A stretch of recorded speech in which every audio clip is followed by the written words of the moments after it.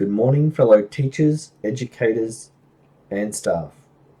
Today, I'm giving a presentation on the Less Famous AFL, Assessment for Learning, something that we are quite familiar with in the education background. What is AFL?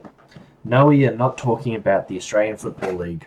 Assessment for Learning is about undertaking assessment during the flow of learning in order to impact upon that learning.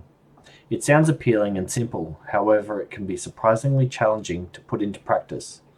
As a result, it doesn't always have the positive impact on learning that is expected. Assessment for learning refers to the formative use of assessment information, gathered from both formal tests and informal observations of students, their work, and their responses in classroom discussion to gain insight into the students' learning progress, so that teachers and students can adapt their teaching and learning strategies to better support that learning.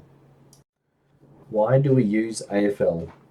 When done well, AFL enhances learning by indicating where learners require additional support and what is appropriate next as a learning challenge.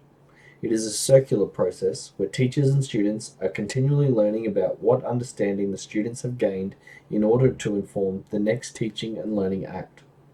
AFL is a collaborative partnership between teachers and students in which teachers and students learn together about students' learning progress and needs. AFL supports the transfer of the ownership of learning to the students so that students gradually come to manage their own learning. It is based on increasing use of self and peer assessment, which in primary and secondary education are shown to increase student engagement and enable greater autonomy from the teacher, reduce the gap between the highest and lowest achievers and raise achievement overall, support more equitable outcomes for all students, and improve motivation and perseverance. What does AFL generate? AFL generates information for teachers to use for their instructional decisions, information for students to use for improving their performance, and information that motivates students' learning. Examples of AFL. Examples of AFL include teaching all content of a unit in the first 8 weeks of term, then testing students, analysing the test scripts and using that information to plan the content for the final 2 weeks of term. Students using a framework to evaluate each other's work in pairs and to suggest one way their partner can improve before supporting each other to revise their work. Providing students with the terms of a concept map and asking them to organise the terms to show their understanding of their interrelationships. Moving around the class to monitor their progress, stopping to ask students to explain their reasoning and addressing any misconceptions. Hot seating the teacher, encouraging questioning of the teacher by the students to prompt students to identify the information or knowledge they need, as well as for the teacher to learn about students' thinking from their questions. The challenges of AFL. AFL is based on teachers and students making significant changes to their beliefs and practices around learning. It entails a renegotiation of roles and identities, with teachers becoming facilitators of learning. Students have to rethink what it means to participate in class and are increasingly held accountable for their learning progress. It also takes time to develop students' awareness of their own learning processes and skills so that they can self-assess.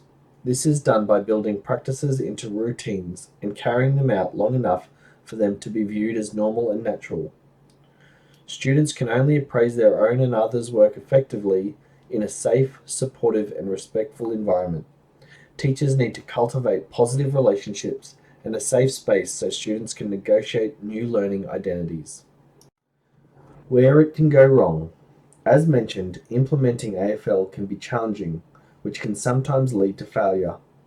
It may go wrong if you do not pause long enough to allow students to think or express ideas fully, asking rhetorical questions or answering your own questions. This leads to students learning not to bother thinking about a response if they can rely on you to answer. Giving too much direction to correct answer sets students up to only guessing answers they think you expect to hear. Relying on eager hand raisers to fuel discussions garners the same results as the above 2 points. Not asking follow-up questions to probe thinking further. Asking a student to explain how they got their answer may be more telling than the answer itself. Comparing students' performance with other students. Preferably compare a student's current performance against their past performance.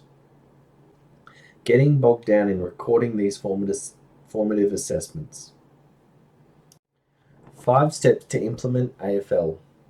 1. Prime students first. Let the class know that you will be conducting the lesson in ways that they might be unfamiliar with. Explain that the purpose of assessment is for you to see how they are going in their learning and how you can help. 2. Plan classroom activities that will elicit evidence of learning.